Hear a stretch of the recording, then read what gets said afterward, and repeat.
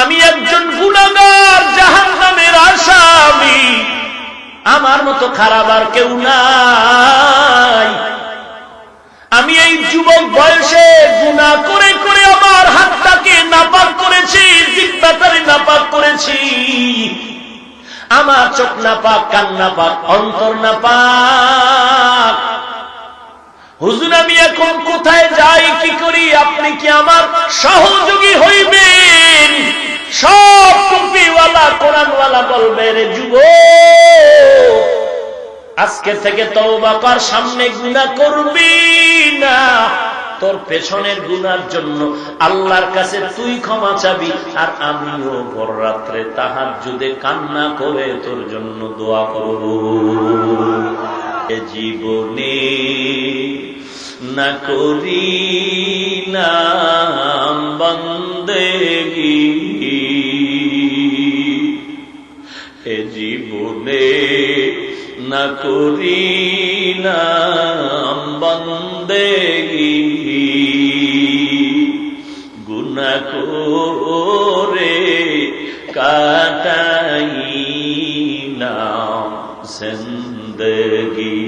তওবা করে আবার তওবা ভাঙ্গিলাম, অবশেষে খাঁটি তওবা করিলাম, অবশেষে খাঁটি তওবা করিলাম। এরে যুবক আল্লাহর গোলাম, আল্লাহকে সাক্ষী রেখে বলছি, রে যুবক কলিজাটা ভেঙে যদি দেখাইতে পারতাম কি পরিমাণ দিল দিয়া তোমাকে মায়া মোহাব্বত করি। শুধু আমি কেন, আমি চ্যালেঞ্জ দিয়ে বলি, এরে বাংলাদেশের যুবক, এই জমিনে তোমার টুপিওয়ালা কোরআনওয়ালা ছাড়া আপনার কেউ নাই। যারা তোমাকে যত আপন মনে করতেছে সবাই স্বার্থপর, স্বার্থপর। একটু যদি স্বার্থে আঘাত লাগে, মোবাইল বন্ধ, 3 দিনে কথা নাই। অথচ কোরআনওয়ালা টুপিওয়ালারা তোমাদের এত আপন, মোহাব্বত করে, মোহাব্বত কোন পেছনে স্বার্থ নাই। এরে নবীর উম্মতের দল, এরে নবীর আশিক, মদিনার নবী যুবকদেরকে কত মজার কথা শুনায় গেলেন। এরে যুবক, তোমাদের দ্বারা দ্বীন ও ইসলামের উপকার হয়েছে বেশি। ও যুবক ভাই, আপনাকে আমি ধন্যবাদের সাথে বলি, জীবনটাকে পরিবর্তন করে নাও। লেখাপড়া করতেছেন স্কুল কলেজ ভার্সিটিতে, ধন্যবাদ। তবে আপনি লেখাপড়া করতেছেন, আপনার মা বাবারও একটা টার্গেট আছে, আপনারও টার্গেট আছে। কি টার্গেট? আপনি ডাক্তার হতে চান, আপনি সাংবাদিক হতে চান, ইঞ্জিনিয়ার হতে চান, প্রফেসর হতে চান। ওই টার্গেট পর্যন্ত যাওয়ার সময় এখনো 10 বছর বাকি। আপনি এখন মাঝখানে হাজির। এই অবস্থায় আপনার এমন এক আদর্শ তৈরি করে চলতে হবে যেন আপনাকে যে দেখবে সেই যেন দিল খুলে দোয়া করে, মোহাব্বত করে, আর বলে ছেলেটা বড় ভদ্র, বড় শালীন। কেউ যেন এই কথা বলতে না পারে, যুবক তো ভালো ব্যবহার করে না, এর জন্য দোয়া চলে না। এই যুবক তো অমুকের গোলামি করে, আমারে গালি দেয়, এমন যেন হতে না হয়। ও আল্লাহর বান্দা, আপনার আদর্শ এমন হওয়া চাই যেন সবাই দিল খুলে দোয়া করে, পক্ষ নাই বিপক্ষ নাই। যারা নবীর আদর্শ নিয়ে চলে তাদেরকে বুকে লাগায়া মোহাব্বত করবেন, দোয়া নিবেন। আপনার মতো বহু যুবক স্কুল কলেজে পড়ে, সামনে দাঁড়ায় যখন সালাম দেয়, মনে হয় জানো আমি তার পা দুটো রুমাল দিয়ে মুছে দেই, দিলটা মোহাব্বতের কারণে। ওই বান্দা এসে দোয়া চায় আর বলে, হুজুর আমি কলেজে পড়ি, জীবনে বহু অপরাধ করেছি, আজ থেকে আমি তওবা করে নিয়েছি, আর এক ওয়াক্ত নামাজ আমি বন্ধ করব না। ও যুবক ভাই, আমি বলি না আপনি কলেজ থেকে মাদ্রাসায় আসবেন, খবরদার। আপনি কলেজে পড়বেন, ডাক্তার হবেন, আমার জন্য গৌরব। কারণ গোটা দুনিয়ার বেঈমানেরা চতুর্দিক থেকে মুসলমানের উপরে আক্রমণ। ওরা হঠাৎ করে যদি বলে মুসলমানের উপরে বয়কট, কোনো ঔষধ দেওয়া হবে না, আপনার মতো মুসলমান ভাই বেঈমানের চ্যালেঞ্জের মোকাবেলায় দাঁড়ায় বলবেন, এ বেঈমান, তোদের ঔষধ আমাদের লাগবে না, ইনশাআল্লাহ আমাদের মুসলমানের জন্য আমরা মুসলমান ডাক্তারেরাই যথেষ্ট। কিন্তু লাগবে আদর্শ, না হয় সুনাম ধরে রাখতে পারবেন না। আদর্শ মানুষকে অনেক উঁচু করে ফেলে। এজন্য লাগবে আল্লাহর ভয়। আল্লাহর ভয় নিয়ে আল্লাহ আর একটা আদেশ করলেন, বান্দা জবানটারে কন্ট্রোল করো। কারণ জবান এমন একটা অস্ত্র, এই জবানের একটা কথার দ্বারা পরিচয় পেয়ে যাবে আমি ভালো না খারাপ। এই জবান এমন একটা অস্ত্র, এই জবানের একটা কথায় অপরিচিত মেয়েটা আমার স্ত্রী হয়। জবান এমন একটা অস্ত্র, যে এই জবানের একটা কথায় আমার কলিজার টুকরা স্ত্রী আলাদা হয়ে যায়। জবান এমন একটা অস্ত্র, এই জবানের একটা কথায় নিরাপদ মানুষ ফাঁসির মঞ্চে চলে যায়, ফাঁসির আসামি মুক্ত হয়ে যায়। এই জবান এমন একটা অস্ত্র, এই জবানের ব্যবহারে দুশমনটা কলিজার বন্ধু হয়ে যায়, আবার এই জবানের ব্যবহারে বন্ধুটা পর্যন্ত দুশমন হয়ে যায়। ওই নবীকে নিয়ে গর্ব করবি, চ্যালেঞ্জ দিবি, সমস্ত দুনিয়ার বেঈমানের সামনে চ্যালেঞ্জ ছুড়ে দিবি, আর বলবি রে বেঈমানের দল। জমিনের মধ্যে কত আদর্শের গান এখানে শুনলাম। আব্রাহাম লিঙ্কনের আদর্শের গান শুনলাম, মাও সেতুনের আদর্শের গান শুনলাম, লেনিনের আদর্শের গান, কার্ল মার্ক্সের আদর্শের গান, প্লেটোর আদর্শের গান।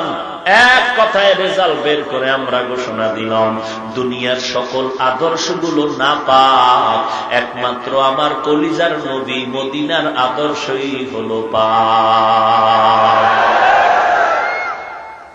আপনি দেখেন তো, নবীর বিদায়ের ১৫০০ বছর গত হয়ে গেল, আজ এই নোয়াখালী চাটখিলের জমিনে মানুষ এত পরিমাণ হাজির হয়েছে। কেউ টাকার লোভেও আসেন নাই, খানার লোভেও আসেন নাই, এমনকি বসার বিছানাটাও ভালো না। সামান্য আপনাকে কেউ যদি একটা বিবাহের দাওয়াত দিয়া এই বিছানায় বলতো বসেন, কি পরিমাণ বিসমিল্লাহ ছাড়া জুতার বাড়ি খাইতো। কিন্তু এখানে যারা বসে আছেন, কত দামি দামি মানুষ বসে আছেন, শিক্ষিত মানুষ, ওলামায়ে কেরাম, আমার কলিজার টুকরা যুবক ভাইরা দাঁড়িয়ে আছেন, বসে আছেন, মনে কোনো কষ্ট নাই। বরং যদি আমি ওয়াদা নেই ভাইজানেরা, কতক্ষণ আপনারা সময় দিবেন, মনে হয় নবীর আশেকেরা মোহাব্বতের নজরে বলতে বাধ্য হবে, আমাদেরকে বয়ানের লাইনে যদি ফজর পর্যন্ত রাখেন আমরা থাকতে রাজি। কথা ঠিক না? একটু চিন্তা করেন, একটু চিন্তা করেন ব্যাপারটা কি। এতগুলো মানুষ যদি আমাদের এমপি মহোদয় বসায় রাখতে চান, এতগুলো মানুষ যদি এই প্যান্ডেলের মধ্যে কোন মন্ত্রী মহোদয় বসায় রাখতে চান, আর যদি বলেন ৫,০০০ করে টাকা দিব, এই কথা বইলা এখানে আনলে মাইক দিলে যদি ১.৫ ঘন্টা এমপি মহোদয় বক্তব্য দেন, সবাই অনেক জ্ঞানী বান্দারা বলবে আপনারও বাদ, টাকাও বাদ গেলাম। শুধু তাই না, আবার বসারই বিছনা, তা তো কেউ বসবে না। বসার চেয়ার নিয়ে ভিআইপি, নন ভিআইপি, ফার্স্ট পার্সন আর থার্ড পার্সন নিয়ে কত কিলাকিলি চেয়ারের বাড়ি। এই বুড়া প্যান্ডেলকে আবার নিয়ন্ত্রণের জন্য কত পুলিশ, কত র্যাব, কত আর্মি, কত কুকুরেরও প্রয়োজন হবে। কুকুর লাগে না? কারণ মানুষের উপরে আস্থা হারিয়ে ফেলেছি। কারণ যারই বানাইছি বডিগার্ড, সেনাদানি বডির মধ্যে আঘাত করে। এই জন্য কুকুর মানুষ বেঈমানি করতে পারে, একটা আল্লাহর ভিন্ন মাখলুক কুকুর বেঈমানি করে না। এজন্য দেখবেন যত কুকুর মালিকের বাড়ি লালন পালন করে আজও পর্যন্ত কোনদিন কোন কুকুর মালিকের সাথে বেয়াদবি করে নাই। বরং বহু আগে পত্রিকায় খবর আসছিল, রাতের 12টার সময় স্বামী বেচারা দোকান থেকে ঘরে আসলেন, দরজা খোলা, চাঁদের আলো, খানা খাচ্ছেন বসে বসে, জানালা খোলা। বাহিরে রাত 12টার পরে হালকা বৃষ্টি, বাহিরে ছিল নারীদের কাপড় রোদ্রে দেয়া দিনের বেলা, বিদ্যুতের তারের উপর আল্লাহর বান্দি ঘরওয়ালি চলে গেলেন কাপড়টা নামায় নিবেন। বৃষ্টি পড়তেছে, স্বামী ঘরে খানা খাচ্ছে, কাপড়টা ধরে এমন জোরে টান মারছে বিদ্যুতের তার ছিঁড়ে গেল। ছিঁড়ে যাওয়ার পরে মহিলাকে ধরে ফেলল। স্বামী বেচারা দেখেই খানা ফেলায় দৌড়। স্ত্রীকে যখন ধরলো তিনিও জায়গায় ব্রেক হয়ে গেল। দনোজন ছটফট করে দেখতেছিল কুকুর। কুকুর গিয়া দৌড়াইয়া বিদ্যুতের তারদারে দাঁত দিয়া কামড়ায় ছড়াইয়া দিয়া কুকুর জায়গায় মারা গেল। আর মালিক দনোজন জিন্দা হালাতে বেঁচে থাকলো। কুকুর প্রমাণ করে দিল মালিকের জীবন বাঁচাতে গিয়া নিজের জীবনটা দিয়া দিলাম বিনিময়ে মালিক আমার 1 টাকাও মাসে বেতন দেয় না, আমার 2 মুঠো খানাও দেয় না। সকালে দেখলে একটা লাথি দেয় আর গালাগালি করতে থাকে। ওরে বান্দা তাকায় দেখ, মানুষ মানুষের সাথে বেঈমানি করতে পারে, কিন্তু ভিন্ন মাখলুক মানুষের সাথে বেঈমানি করে না। এরপরও নিয়ন্ত্রণ করা যাইত না। কিন্তু আজ এই বিশাল হরিপুরের এলাকার ময়দান, কোন নিয়ন্ত্রণের জন্য কিছুই নাই, কোন পিপিলিকার আওয়াজ নাই। এটাই গোটা জাতিকে জানায় দেওয়া দরকার। এই ময়দান থেকে দেখে দেখে শিক্ষা নাও। মুসলমান উগ্রবাদী না, জঙ্গিবাদী না, মুসলমান উশৃঙ্খল না, মুসলমান আদর্শ নবীর আদর্শের উম্মত। এরা উশৃঙ্খল নয়, এরা জঙ্গি নয়। যারা মুসলমানকে আঙ্গুল দেখিয়ে জঙ্গি বলে মূলত তারাই জঙ্গি, তারাই সন্ত্রাসী। আমার এরে নবীর উম্মতের দল, আমাদের আদর্শ দিয়া বিজয়ের মালা গলায় পরে নাও। ও যুবক, আমিও তো আপনার মতো একটা যুবক সন্তান, আমি আপনি তো ভিন্ন কেউ না। কে আপনাকে একটু ভিন্ন স্লোগান শিখাইয়া আলাদা আলাদা করে ফেলল? রাত শেষে কিন্তু হিসাব একটা। কে আওয়ামী লীগ করেন, কে বিএনপি করেন, কে কোন দল করেন, কে কোন পীর সাহেবের মুরিদ, কে তাবলীগ, কে চরমনাই, কে উজানি, কে আলিয়া, কে কওমিয়া, কে স্কুল কলেজ ভার্সিটি, কোন হিসাব নাই। রাতের বেলা বালিশে যখন মাথা লাগায় দেই তখন হিসাব এক জায়গায় চলে আসে। আমরা সবাই এক আল্লাহর গোলাম, আখিরি নবীর উম্মত, আমরা মুসলমান। কথা ঠিক না? এই কথা যদি বালিশে মাথা লাগায় কেউ ভাবে, তাহলে কোন মুসলমান মুসলমানের বিপক্ষে অবস্থান নিতে পারে না। মুসলমান মুসলমানের বিরুদ্ধাচরণ করতে পারে না। আসলে এত বয়ানের পরেও কেন পরিবর্তনের শূন্য? একমাত্র কারণ আমার অন্তরে আল্লাহর ভয় নাই, তাকওয়া নাই, জাহান্নামের ভয় নাই। এর নবীর আশিক উম্মতের দল, জমিনের মধ্যে সবাই এসেছিলাম একই হালাত, নাকি শুধু চাটখিলের মানুষ এসেছিলেন লঙ্গি পরে? জি ভাই, আমিও যে হালাতে আছি আপনিও সেই হালাতে আসলেন। এরে ভাই, আপনি মুসলমান, আমিও মুসলমান, আপনার আল্লাহ আমার আল্লাহ এক, আপনার নবী আমার নবী এক, আপনার কোরআন আমার কোরআন এক, আপনার কাবা আমার কাবা এক, আপনার মরণের হালাত আমার হালাত এক, আপনার কাফন হবে 3টা, আমার হবে 1টা বেশি। তাহলে আমার 3টা, আপনার 1টা কম না সমান? কাফনও সমান, কালার হবে আলাদা। কারো কাফনের কালার হবে সবুজ, কারো কাফনের কালার হবে কালো। কি হবে? সবার। এরে ভাই, যদি কাফনের কালারও এক হয়, এই মাঝখানের সময়টা কেন কিলাকিলি করো কালার নিয়া? ও ভাই, তুই পাঁচ কুল্লি দিলি কেন? তুই গোল টুপি দিলি কেন? তুই সবুজ টুপি পরলি কেন? কালো টুপি পরলি না কেন? কালার নিয়ে দ্বন্দ্ব করিও না। বান্দা যে টুপি মাথায় দিয়েছে, ধন্যবাদ জানা। আমাদের অবস্থা এতই যে দুর্বল, টুপি যে পরে না এর নিয়ে কোনো ফিকির নাই। যে টুপি পরছে এর নিয়ে কিলাকিলি। এ ভাই, তুই উঁচাটা দিলি কেন? নিচাটা দিলি কেন? কল্লি মল্লি ফাইলি কই, সাদা ফাইলি কই, লাম্বা দিলি কেন? এই যে কিলাকিলি। যারা টুপি দেয় না এদের নিয়ে চিন্তা নাই, যারা নামাজ পড়েই না এদের নিয়ে চিন্তা নাই, যারা পড়ে এদের নিয়ে পেছন দিয়ে টানে। এই বেটা, জোরে আমিন বললি না কেন? আস্তে বললি কেন? হাত নাভির নিচে বাঁধলি কেন? মাথায় বাঁধলি না কেন? এটা কিলাকিলি শুরু হয়ে গেছে। অথচ যারা নামাজ পড়েই না এদের নিয়ে কোনো চিন্তাই নেই, এদের নিয়ে কোনো চিন্তাই নেই যে বেনামাজি ভাইজানকে নামাজ নামাজি বানাতে হবে।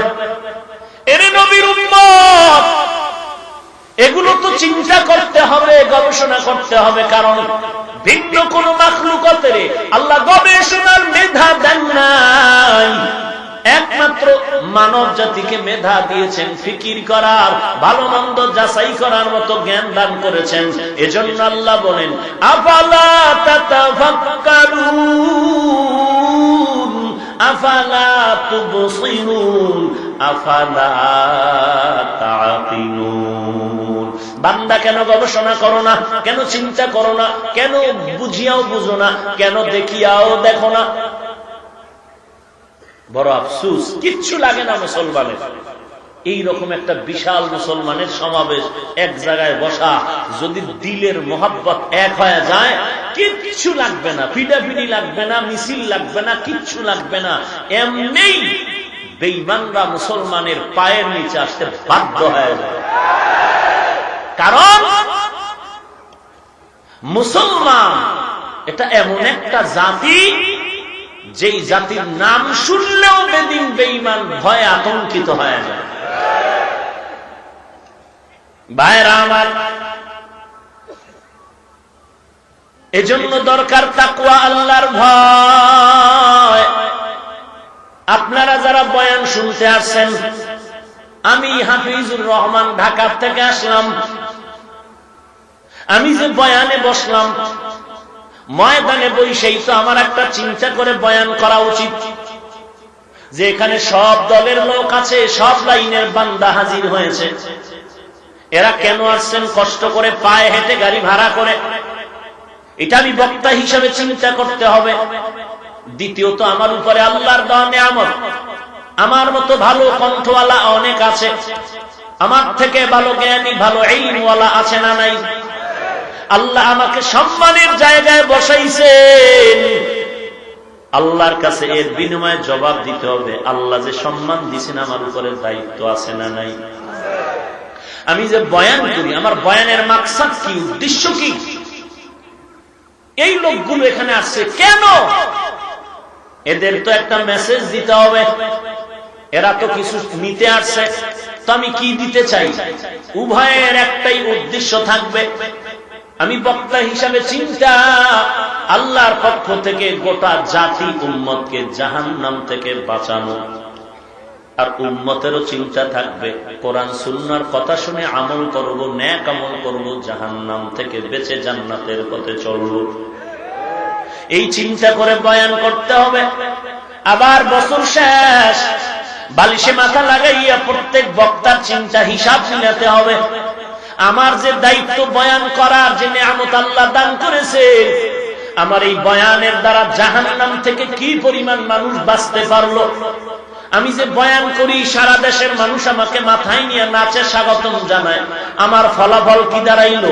একটা বছর বয়ান শুনাইলাম, আমার বয়ানের মাধ্যমে আল্লাহর রহমতে কোন দাড়িবিহীন মানুষ কি দাড়িওয়ালা হলো, কয়েকজন টুপি ছাড়া বান্দা টুপিওয়ালা হলো, কয়েকজন সুদখোর বান্দা সুদমুক্ত হলো, কয়েকজন হারাম খানেওয়ালা হালাল খাইলো, কয়েকজন বেপর্দাওয়ালা পর্দাওয়ালা হয়ে গেল, কয়েকজন বান্দা অন্যের হক নষ্ট করতে এখনো করে না, কয়েকজন বান্দা বয়ানের মাধ্যমে নবীর সুন্নাত মানত না এখন মানে।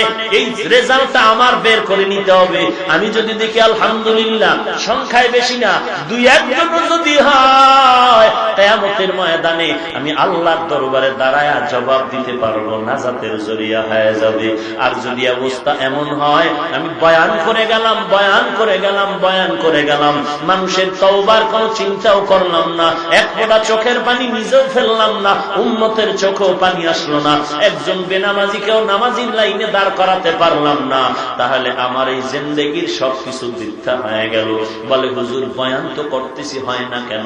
ওরে বয়ান করলেই হবে না, এই বয়ান উম্মতের শুনাইয়া আবার বাসায় গিয়া জায়নামাজটা বিছাইয়া আমার মাওলার সাথে কান্না করে দোয়া করতে হবে, আল্লাহ তুমি আবার যে বড় নিয়ামত দান করেছো। আমার বয়ান শুনে কত হাজার মানুষ, জাদুকরিয়াও তো এত মানুষ আনা যায় না, টাকা দিয়েও এত লোক হাজির করা যায় না, আমার থেকে করো কত ভালো কণ্ঠওয়ালা আছে, কত ইলমওয়ালা আছে। ও আল্লাহ তুমি আমার এত মায়া করে নিয়ামত দান করেছো, আমি তোমার মহাব্বত নিয়ে কোরআন ও হাদিসের বয়ান উম্মতের সামনে শুনায় দিলাম রে আল্লাহ, তুমি আমার এই বয়ানের মধ্যে বরকত দাও। এই বয়ান শুনিয়া যেন মানুষ তোমার গোলাম হতে পারে, নবীর আদর্শওয়ালা হতে পারে। যখন ভোর রাতে সেজদায় পড়ে কাঁদবা, তখন দেখবা আল্লাহ পাক কুদরতি ভাবে মানুষের অন্তরে মায়া মহব্বত বাড়ায় দিবে। জবানটাকে হেফাজত করো হে যুবক, হে মুরব্বির দল। কেমনে জবানটারে কন্ট্রোল করবেন? কষ্টের দিয়া লাগাবেন বলে না, তাকওয়ার বেড়াজাল তৈরি করেন। ওমর ফারুক নবীর একজন সাহাবী, নবীর গর্দান কাটার জন্য তরবারি নিয়ে দৌড়ায়। সেই ওমর আমার নবীর এত ভক্ত হয়ে গেলেন যে এখন ওমর নবীর এত বড় আশিক, মুখের মধ্যে একটা পাথরের অঙ্কর ভেতরে রাখেন। কি ব্যাপার? বলে বেহুদা অনর্থক কথা বললে হিসাব দিতে হবে, প্রয়োজনে হবে কঙ্কর বের করে কথা বলি আবার ভেতরে রাখে। এটা আল্লাহর ভয় না থাকলে সম্ভব নয়। জবানটারে হেফাজত করার জন্য এক নাম্বার ওয়াদা করতে হবে, মিথ্যা কথা বলা যাবে না। মিথ্যা কথা বলা সওয়াব না গুনাহ? বলেন, মিথ্যা কথা বলা একটা মহাপাপ, মিথ্যা বলা যাবে না রে ভাই।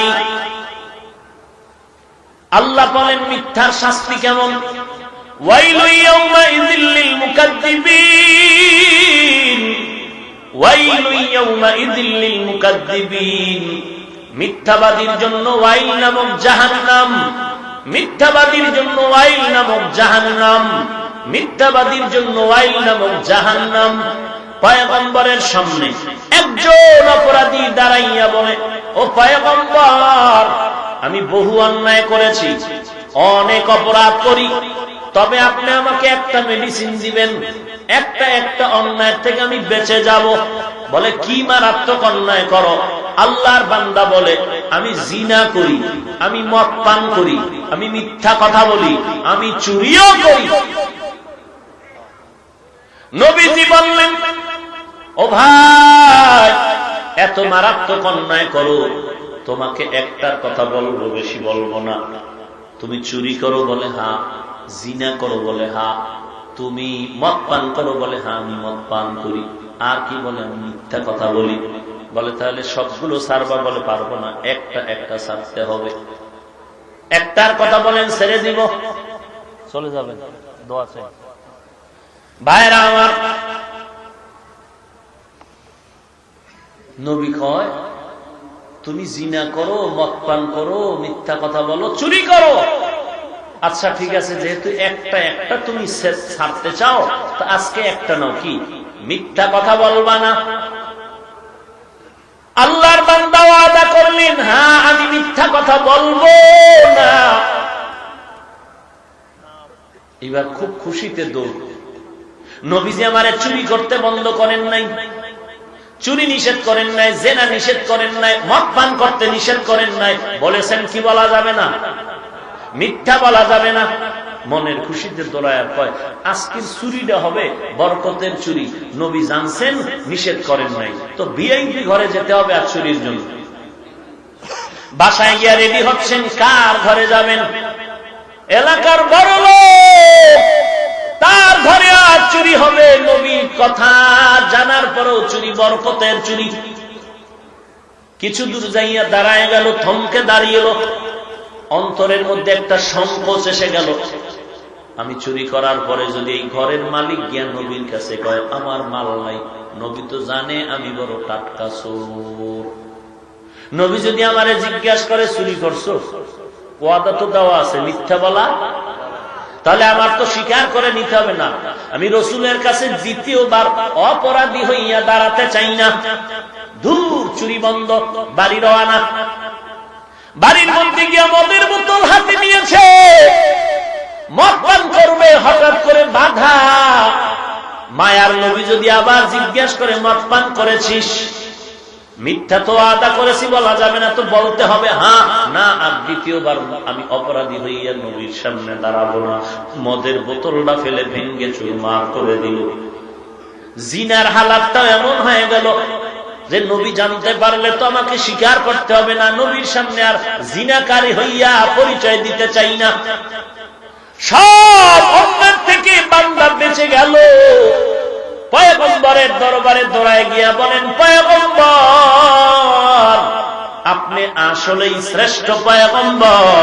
আপনি এমন একটা মেডিসিন আমাকে দিয়েছেন, একটা ঔষধ সেবন করা মাত্র আমার শরীরের সব রোগ আমার ভালো হয়ে গেল।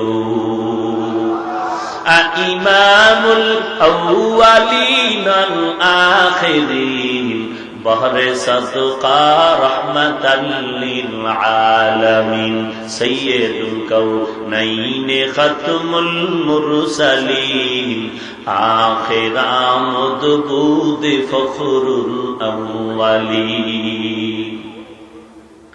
এরে নবীর আশিক উম্মতের দল, আমার নবীকে পাইয়া তুমি এখনো চিনতে পারো নাই কেমন নবী পেয়েছো? যে নবী রাস্তা দিয়া চলতেছে, রাস্তার দুধারের গাছ নিয়ে আমার নবীরে বারবার সালাম জানায়। কেমন নবী আমরা পেয়েছি? যে নবীজি হাঁটার সময় সূর্যের তাপ যেন কষ্ট না দেয়, মেঘ ছায়া দিচ্ছে। কেমন নবী পাইলাম? যে নবীর ঘাম মোবারক থেকে মেশকের ঘ্রাণ। আম্মা জান আয়েশা রাদিয়াল্লাহু আনহা বলেন, নবীর ঘাম মোবারক বোতলে ভরে রাখতাম, আর বড় বড় অনুষ্ঠানে আমরা আতর হিসাবে ব্যবহার করতাম। ও নবীর উম্মতের দল, আজকে রেখে যাওয়া সুন্নাত, ও এলাকার মুসলমান একটু জবাব দেন, আমার নবীর রেখে যাওয়া সুন্নতের আমল কারা করবে? হিন্দু বলেন। নবীজির রেখে যাওয়া আদর্শের সুন্নতের আমল করবে বৌদ্ধ বলেন। কারা করবে? কোন দেশের মুসলমান? সারা বিশ্বের, শুধু চাকরিলের মুসলমান ব্যতীত। আপনাকেও মানতে হবে। নবীর সুন্নাত না মানলে কোনো অসুবিধা? কথা বলেন না কেন? আছে? যদি আছে মনে করেন তো মানেন না কেন? মাথার চুলগুলো কেটে ক্রিকেটারের সাইজে ইন্দুর আর বান্দর হলেন কেন? ও যুবক, বলো তোমার চুলগুলো আমার মদিনার নবীর লাইনে কাটতে কি তোমার মজা লাগবে না? বলো তুমি তাদের লাইনে কেটে কি লাভ? একটা লাভের কথা কও, আমিও কাটবো। একটা লাভ, যৌবন বাড়লো, চেহারা নুরানি হইল। পরীক্ষায় রেজাল্ট ভালো, আব্বা আম্মা কাঠিন দেখে আর দোয়া বানায় দিল না, হয়তোবা দুই একজন গাঞ্জাখোর মাঝে মাঝে কয় ধন্যবাদ বন্ধু, একটা কামের মতো আকাম করেছিস। তো গাঞ্জাখোরের ধন্যবাদ পাইলেও কি না পাইলেও কি?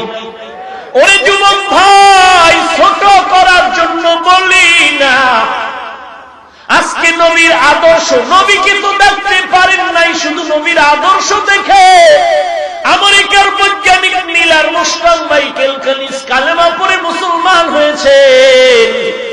নবীর আদর্শ দেখে ভারতের সন্তান, অক্সফোর্ড বিশ্ববিদ্যালয়ের থেকে ডিগ্রি নেওয়া সন্তান, টাকার অভাব নাই, জনবল ধনবল মনোবল, কিন্তু বান্দা শিব শক্তি স্বরূপজি আল্লাহর কোরআনের ছায়া ছায়াতলে সে কালেমা পড়লো। পাকিস্তানের হিন্দি গানের শিল্পী একটা গান গাইলে কোটি কোটি কোটি রুপি তার হাদিয়া, ওই বান্দা কোরআনের ছায়াতলে এসে গেল। আজকে তুমি সেই নবীর উম্মত হইয়া নবীর সুন্নতের আমল করতে পারলা না রে বাবা। আমি বলবো না তুমি আজকে আমার মতো টুপিওয়ালা দাড়িওয়ালা বুজুর্গ হয়ে যাও, তাও বলি না।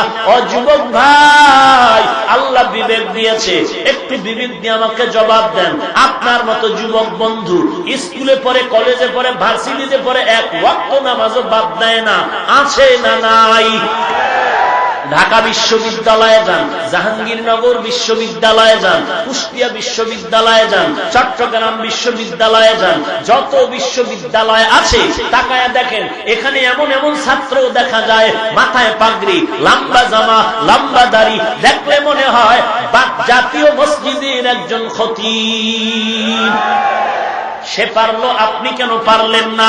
ও যুবক, আপনার মতো আমার মতো কত যুবক ব্যবসা করে, চাকরি করে, এক ওয়াক্ত নামাজ বাদ দেয় না, আপনি কেন পারবেন না? আল্লাহর কাছে কি জবাব দিবেন একটু চিন্তা করেন। ও ভাই, আপনিও মুসলমান, আমিও মুসলমান, আপনিও কবরে যাবেন, আমিও কবরে যাব, আপনার আমার কবরের সাইজও হবে সমান, প্রশ্ন হবে সমান, আপনাকেও 3টা প্রশ্ন করবে, আমাকেও 3টা প্রশ্ন করবে।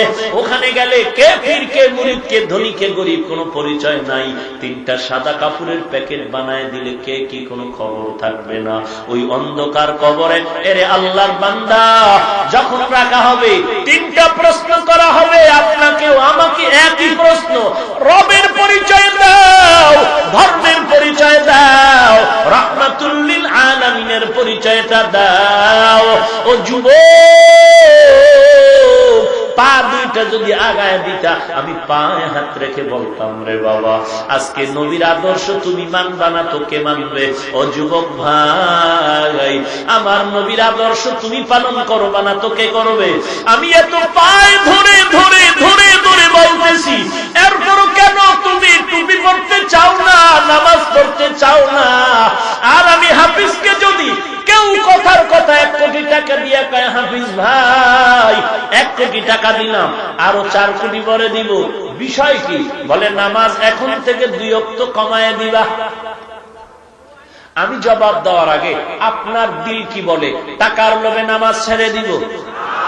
আল্লাহর কসম, এই টুপিটা যখন মাথায় দিয়েছি, পাগলের মতো টুপি মাথায় দেই নাই, চিন্তা ভাবনা করে টুপি পরেছি, চিন্তা ভাবনা করে দাড়িটা লম্বা করেছি, চিন্তা ভাবনা করে বুঝে শুনে লম্বা জামা পরেছি, চিন্তা করেছিলাম এই টুপির কারণে, এই দাড়ির কারণে, এই পোশাকের কারণে কত আল্লাহওয়ালা, আল্লাহর প্রিয় বান্দা, আলেম ওলামা জেলখানায় গেল, ফাঁসির মঞ্চে চলে গেল, জীবনটা চলে গেল, এরপরও টুপি ছাড়ে নাই, দাড়ি ছাড়ে নাই, এত কিছু চিন্তা করেও টুপি পরেছি। এই টুপির কারণে কত গালি, ইসলামের লাইনে চলার কারণে কত গালি, এরপরও টুপি ছাড়লাম না, দাড়ি ছাড়লাম না, বেপরদা চলার চেষ্টা করি না। এরে আল্লাহর বান্দা, আপনার কাছে আমার মুহাব্বতের দিল ভাঙ্গা প্রশ্ন হলো, আপনার পায়ে ধরলেও আপনি নামাজ পড়তে চান না, আর আমাকে টাকার লোক দেখাইলেও নামাজ ছাড়তে চাই না। কারণটা কি? কারণ আর কিছু না, আল্লাহর কোরআন পড়লাম, নবীর বাণী দেখলাম, একটা কথাও মিথ্যা নাই। গুনাহ নিয়ে কবরে গেলে হবে জাহান্নামের আযাব। ও যুবক ভাই, আল্লাহর কোরআন কি পরিমাণ সত্য? কি কথা বলেন? আল্লাহর কোরআন মিথ্যা কি পরিমাণ সত্য? অর্ধেক না পরিপূর্ণ? আছে কোনো সন্দেহ? ওই আল্লাহর কোরআনে কি জান্নাতের বয়ান নাই? ওই আল্লাহর কোরআনের মধ্যে কি জাহান্নামের বয়ান নাই? শুধু জান্নাত ও জাহান্নামের বয়ান আছে তাই না, জান্নাতে কারা যাবে, জাহান্নামে কারা যাবে আল্লাহ তা স্পষ্ট করে বলে দিয়েছেন। ইন্নাল আবরারা লাফি নাঈম ওয়া ইন্নাল ফুজ্জারা লাফি জাহিম। নেক আমলওয়ালা জান্নাতে যাবে, গুনাহগারওয়ালারা জাহান্নামে যাবে। এখন আপনি আয়নার সামনে দাঁড়াইয়া কি পরিমাণ নেক আমল করতেছেন, কি পরিমাণ গুনাহ করতেছেন, নেই আমলের দ্বারা আপনি বিচার করে নেবেন আপনি জান্নাতের পথে আছেন নাকি জাহান্নামের পথে আছেন। ও আল্লাহর বান্দা, আবার জান্নাতটা কেমন তাও আল্লাহ বলেছেন, জাহান্নামটা কেমন ভয়ঙ্কর জায়গা আল্লাহ তাও কোরআনে বলেছেন, মায়ার নবী বলেছেন। ওই মাইয়েতের দল মৃত্যুর পর কবরে যখন শোয়াইয়া সবাই বিদায় হয়ে যাবে, ওই কবরে দুইজন ফেরেশতা আমার কাছে আসবে, আপনার কাছে আসবে। একটা প্রশ্ন করবে, রবের পরিচয় দাও। যারা রবের সাথে সম্পর্ক রাখবে তারা বলবে রব্বি আল্লাহ, আমার রব হলেন আল্লাহ। দ্বিতীয় প্রশ্ন করবে, ধর্মের পরিচয় দাও। যারা ইসলাম ধর্মমালা গলার মালা বানিয়েছে তারা জবাব দিবে আল্লাহর রহমতের দিন ইয়াল ইসলাম, আমার ধর্ম ইসলাম।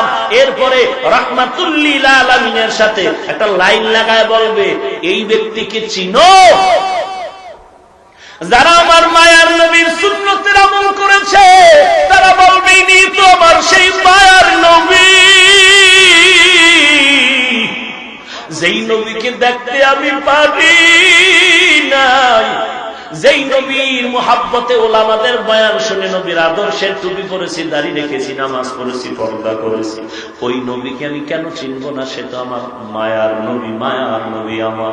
এই গেল আল্লাহ অর্ডার করবে, ফেরেশতা এই বান্দারে আর ডিস্টার্ব করিও না। দুনিয়াতে ঘুমাইতে পারে নাই, রাতের বেলা ওইটা তাহাজ্জুদ পড়তো, জিকির করতো, তেলাওয়াত করতো, এখন তারে আরামের জান্নাতের বিছানাটা বিছায়া দাও। মায়ার নবী বলেন, এমন একটা ঘুম বান্দা পড়ে যাবে, ইসরাফিলের সিংহার ফুৎকারের আগে আর তার ঘুম নষ্ট কেউ করবে না। পক্ষান্তরে যদি বান্দা গুনাহ নিয়ে কবরে যায়, প্রশ্ন ওই তিনটাই করা হবে, রবের পরিচয় দাও, ধর্মের পরিচয় দাও, রাহমাতুল লিল আলামিনের পরিচয় দাও। যদি বান্দা রবের দুনিয়াতেই না চিনে, ইসলাম না মানে, নবীর সুন্নাত না মানে, ওই বান্দা তখন একটাই কথা বলবে বারবার, হা হা লা আদরি, হা হা লা আদরি, হা হা লা আদরি। বড় আফসোস, আফসোস, আমি কিছুই জানি না, কিছুই জানি না, কিছুই জানি না। আল্লাহ তখন অর্ডার করবে, রে ফেরেশতা, দুনিয়াতে এই বান্দার আমি কত নিয়ামত দিলাম, আমার বাতাস, আমার পানি, আমার মাছ, আমার জমিনের ফসল, আমার গাছের ফল, সব আমি বান্দাকে ফ্রি করে দিয়েছি।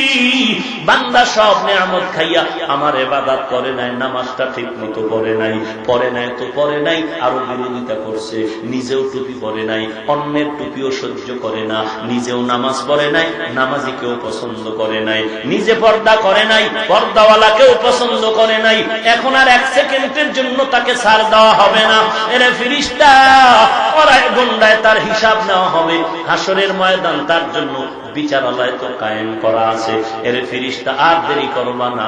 আল্লাহ দেখে বলবেন কুদরতের আওয়াজ দিয়া, এরে কবরের মাটি দুই পার্শ্ব থেকে একটা সজোরের চাপ দাও। মাটির চাপ যখন দেওয়া হবে, মায়ার নবী বলেন পাজরের হাড়গুলো চুরমার হয়ে যাবে।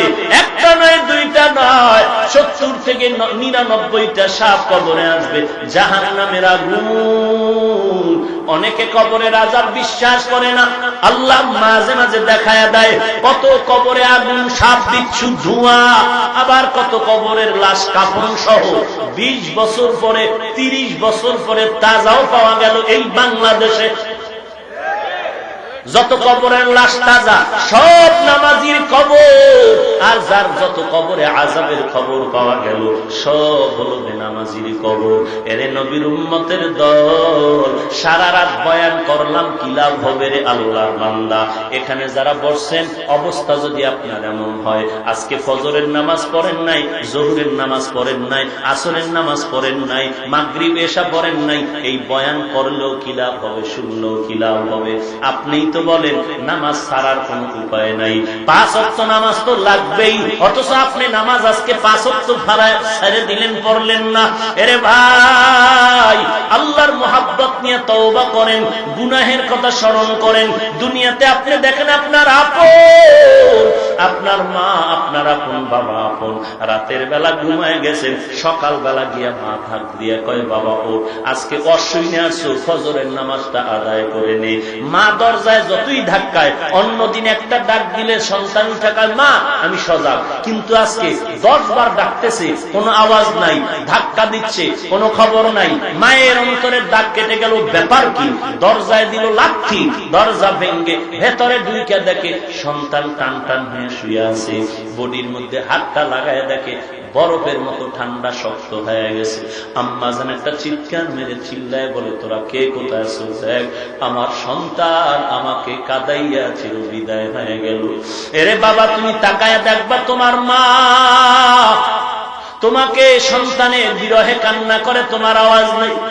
তুমি তাকাইয়া দেখবা তোমার বাবা দৌড়াইতেছে, মসজিদে গিয়ে বলবে ইমাম সাহেব কোথাও যাইবা না, আমার কলিজার টুকরা সন্তানের জানাজা পড়ায় দিয়া যাইবে। কেউ যাবে বাঁশবাগানে বাঁশ কাটার জন্য, কবর খনন করার জন্য। এরে আল্লাহর বান্দা, রাত্র 3টা বাজলে মা তাড়াতাড়ি টেলিফোন করতো, বাবা কই তুই, তাড়াতাড়ি বাসায়, আমি টেনশন করি আয়। কিন্তু বাড়ির দরজায় বাঁশবাগানে তোমারে কবরে রাখার পরে টেলিফোন নাই, কোনো খবর নাই, তোমার খবর নেওয়া। চিরতরের গোসল করাইয়া এরপরে যখন তোমারে নিয়ে যাবে জানাজার প্যান্ডেলে, জানালা দিয়া মা দুঃখিনী কাঁদবেন আর বলবেন তোরা আমার বাবারে কোথায় নিয়ে যাও? বলে চির বিদায়ের স্থান কবরস্থানে নিয়ে যায়। বলে শেষবারের মতো একটু চেহারাটা একটু আমারে দেখায় যা। এরে নবীর উম্মতের দল, একটু চোখ দুইটা বন্ধ করে আধা মিনিট একটু চিন্তা করো, মাঠে কতদিন জীবনে খেলাধুলা করছি, কত বন্ধু বান্ধব নিয়েছিলাম, আজকে অনেকেই আমার সামনে নাই, দুনিয়াতেও নাই। লেখাপড়ার টেবিলে কত আনন্দ করেছিলাম, আড্ডা দিয়েছিলাম, অনেকেই নাই। এমন একটা দিন খবর হবে তুমিও নাই, সেদিন এক জায়গায় গিয়ে খবর শুনি কান্নার আওয়াজ।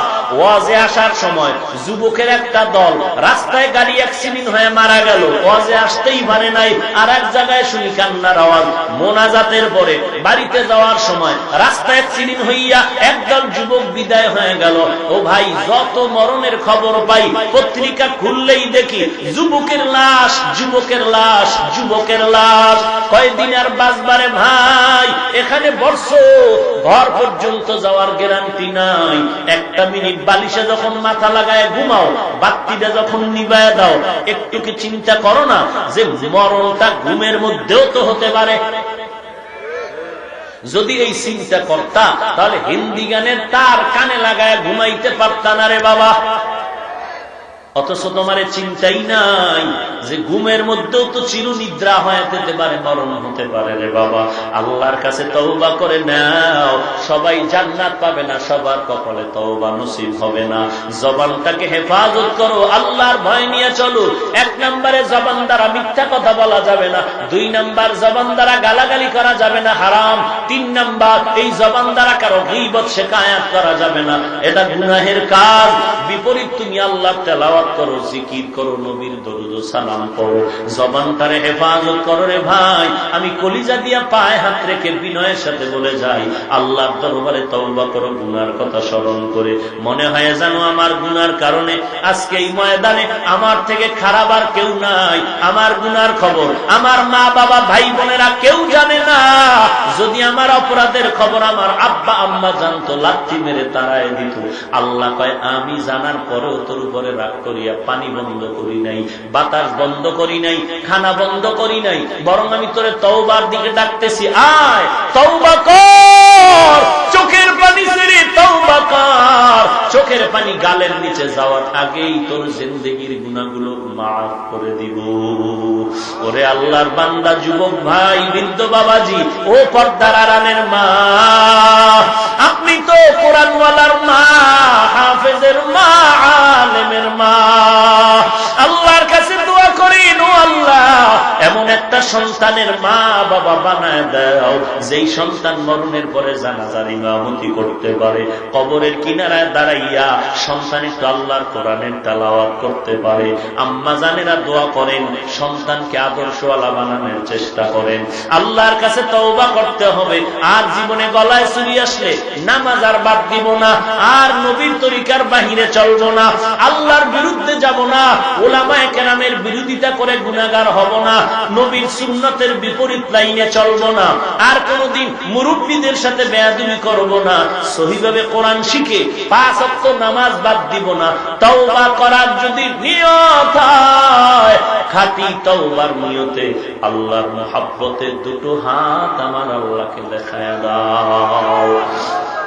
আয় আল্লাহ, সবার হাত আপনি কবুল করে নেন। আয় আল্লাহ, সবার হাত আপনি কবুল করে নেন, তওবা কবুল করে নেন, তওবার উপরে মজবুত হয়ে চলার তৌফিক দান করেন আল্লাহ। আমাদের ঈমান ও আমল মজবুত করে দেন আল্লাহ। আয় আল্লাহ, আমাদের সকলের দিলের নেক আশা পূরণ করে দেন। আয় আল্লাহ, এই মাহফিল কবুল করে নেন। আমার কলিজার টুকরা একজন যুবকের হাতও খালি ফিরাইয়া দিয়েন না রে আল্লাহ।